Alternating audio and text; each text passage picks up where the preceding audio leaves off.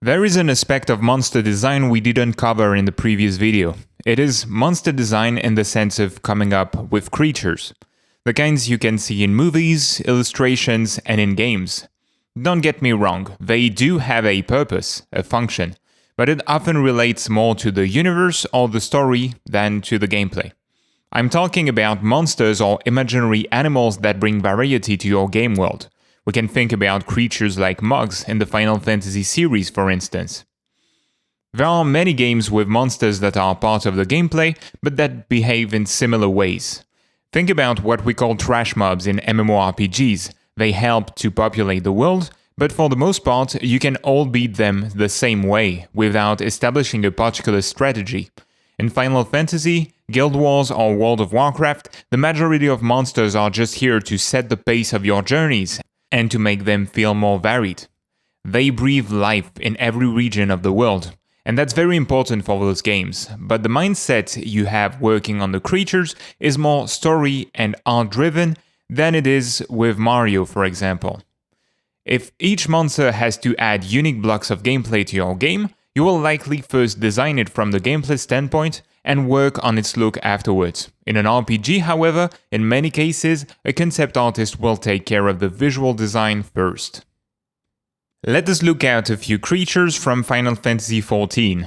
At a first glance, just based on its design, we can feel that the Manticore is a boss or an elite monster. The same goes with Deathclaw, the dark flying bladed hand. Why is that? The artist is giving us the size of a human being for reference right here. This tells us how big the monster is compared to the average playable character. Both are bigger than a human being. They are taller and larger than the player.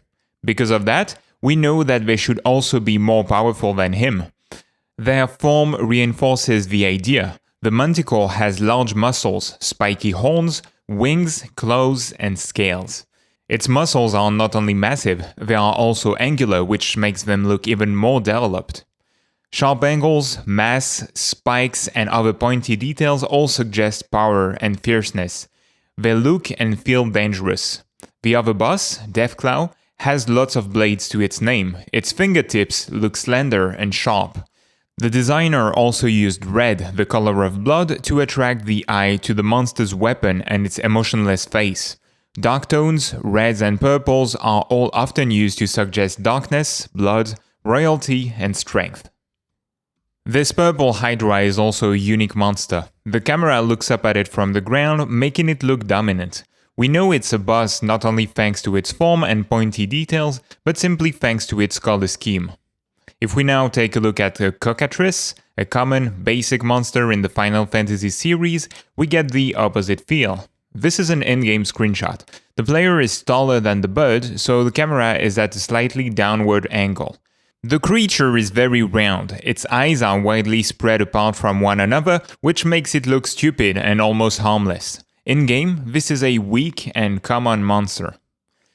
Next to it, we have another creature with a round back. It feels more aggressive than the Cockatrice because of the few spikes in its design as well as its visible teeth. But it still doesn't look too dangerous compared to a dragon, for instance. That is because it mixes soft and sharp forms. It doesn't feature triangular shapes that would make it look more dangerous. Let's look at Leviathan and Fenrir to wrap this up. Again, notice the use of purple and red around the beast's fangs and weapons. They really emphasize the fierceness of those summons. Even if it's subtle, you can find some warmer tones on every spiky bit of the creature. But more importantly, Leviathan has the characteristics of snakes, a head that looks like a monstrous variation of a flying fish, and the wings of a bat. Fenrir has a head that looks close enough to one of a wolf. It has the mane of a lion and the body of an overdeveloped feline like a tiger. In other words, creature designers leverage our knowledge of existing animals to make their creatures look believable. And on top of that, they use the principles of design to direct the player's eye to certain body parts, like we have seen with the red tones around claws and teeth. In the next video, we will extract some general principles of monster design from our analysis.